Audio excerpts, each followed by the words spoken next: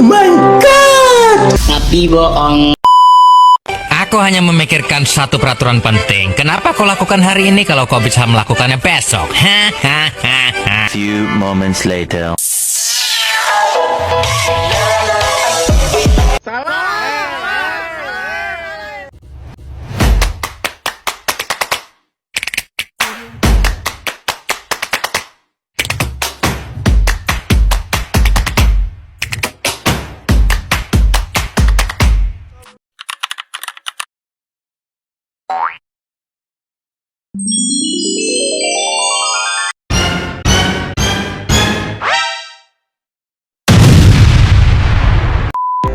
Halo semuanya, perkenalkan nama saya Christine Anastasia Rihi dengan NIM 20520250043. Saya dari Prodi Psikologi Kristen, Institut Agama Kristen Negeri Kupang. Pada mata kuliah psikometri kali ini, di sini saya akan membahas. Jadi, pembahasan yang pertama yaitu apa itu psikometri? Psikometri adalah cabang ilmu psikologis yang berfokus pada pengukuran atribut psikologis seperti kecerdasan, kepribadian, atau bakat secara ilmiah dan objektif.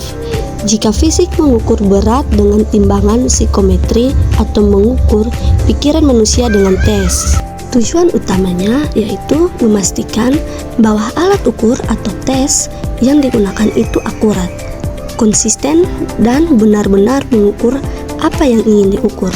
Prinsip utamanya, tes harus valid atau tepat sasaran, dan reliabel, hasilnya stabil atau konsisten. Selanjutnya, tujuan psikometri. Tujuan utama psikometri adalah untuk mengukur atribut psikologis manusia secara objektif, valid, dan reliabel. Karena fenomena psikologis atau seperti kecerdasan atau kepribadian bersifat abstrak dan tidak bisa diukur langsung dengan penggaris, psikologi menyediakan metode ilmiah untuk mengubahnya menjadi data kuantitatif. Nah, di sini saya akan menjelaskan prinsip-prinsip psikometri. Prinsip-prinsip psikometri berfungsi sebagai fondasi untuk memastikan bahwa sebuah alat ukur psikologis dapat dipertanggungjawabkan secara ilmiah. Nah, berikut ini adalah prinsip utamanya secara ringkas. Yang pertama ada validitas. Prinsip paling mendasar menanyakan apakah alat ini benar-benar mengukur apa yang seharusnya diukur. Jika kita ingin mengukur tingkat stres, maka butir soal dalam tes tersebut tidak boleh malah mengukur tingkat kecemasan atau kelelahan fisik sementara.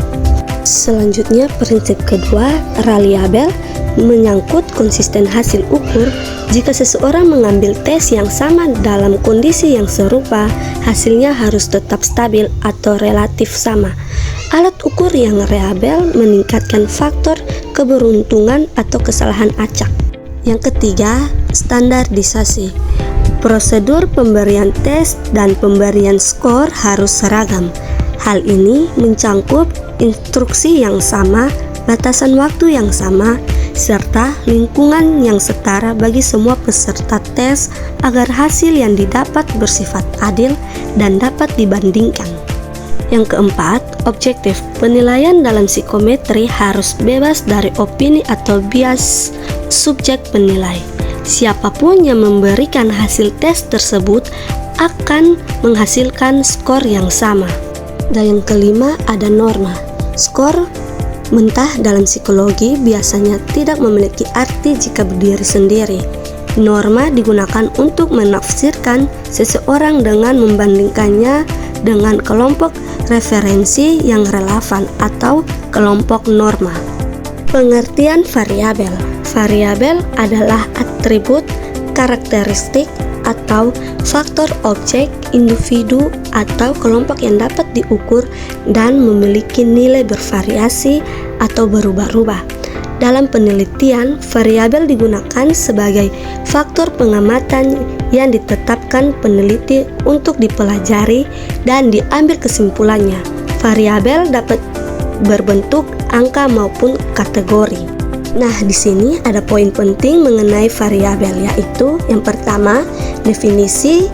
Segala sesuatu berbentuk apa saja yang ditetapkan peneliti untuk dipelajari. Yang kedua, ada karakteristik. Dapat diukur, memiliki variasi nilai, misalnya usia, berat badan, dan tingkat pendidikan. Apa sih perbedaan variabel laten dan variabel manifest? Nah, variabel laten adalah konsep abstrak yang tidak dapat diukur secara langsung. Contoh, kecerdasan dan kepuasan. Sedangkan variabel manifest indikator adalah variabel teramati yang digunakan untuk mengukur variabel laten tersebut secara langsung. Contoh, skor, tes, dan kuesioner. Hubungannya hierarkis di mana manifest menjelaskan laten. Nah, berikut ini adalah perbedaan mendetail antara variabel laten dan variabel manifest.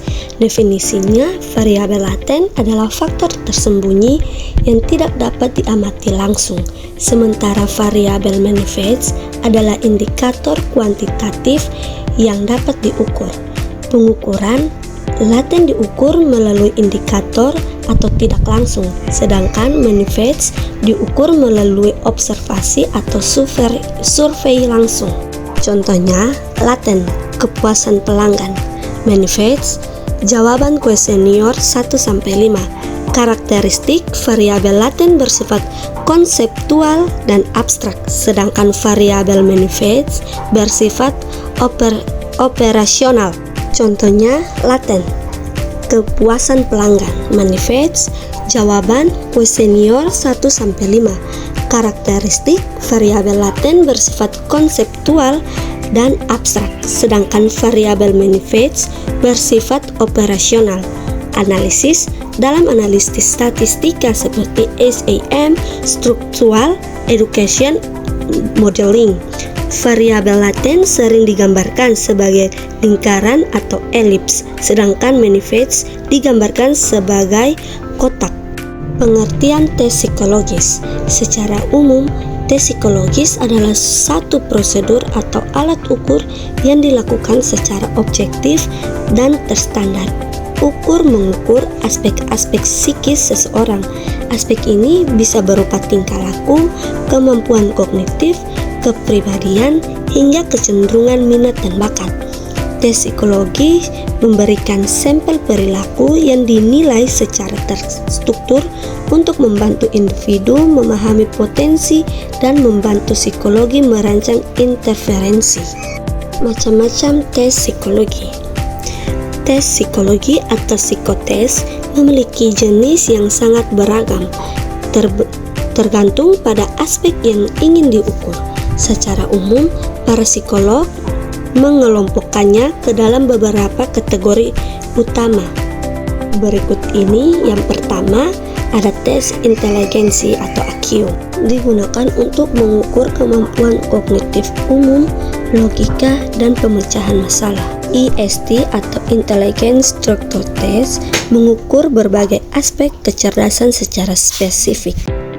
CPM atau SPM atau APM Reference Matrix adalah tes non-variabel yang menggunakan pola gambar, sedangkan WSC atau WAIS adalah tes standar emas untuk mengukur IQ pada anak-anak dan pada orang dewasa.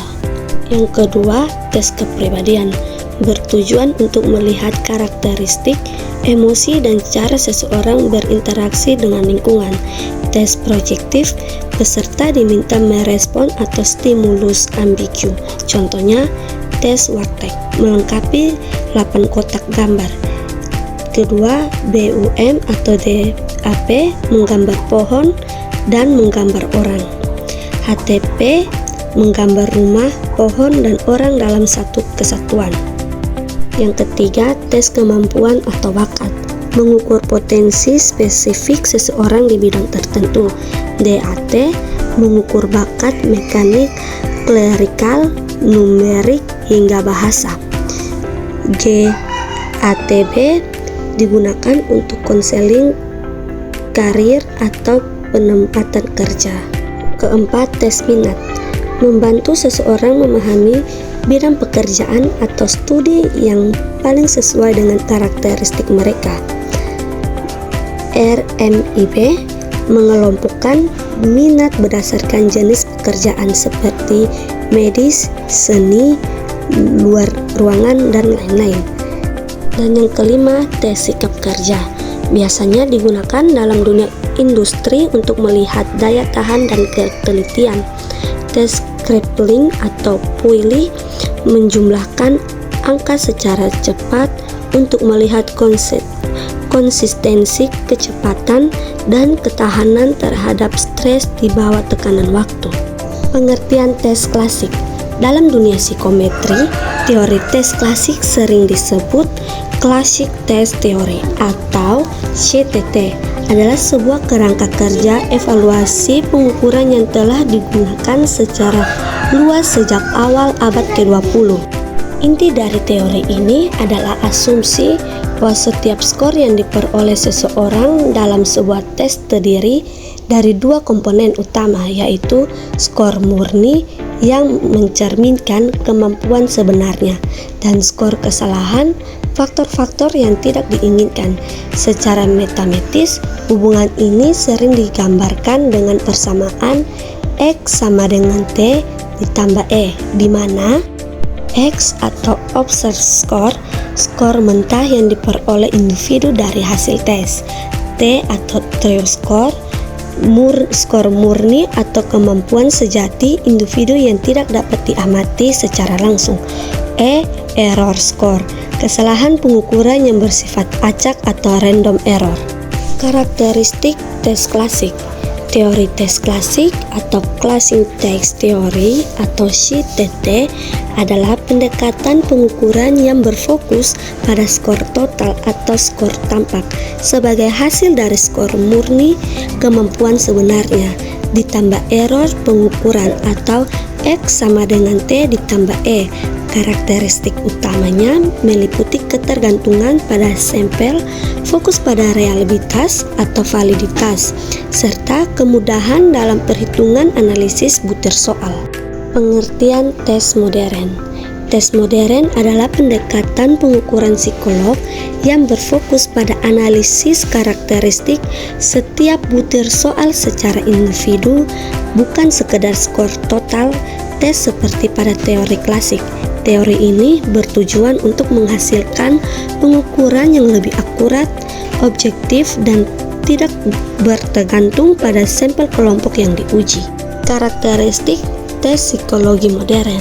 Tes psikologi modern berfokus pada analisis mendalam terhadap kualitas item atau soal. Secara mandiri, tes modern diajarkan untuk mengatasi kelemahan teori klasik, mempelajari analisis item yang lebih objektif, dan memungkinkan pengembangan soal yang lebih fleksibel.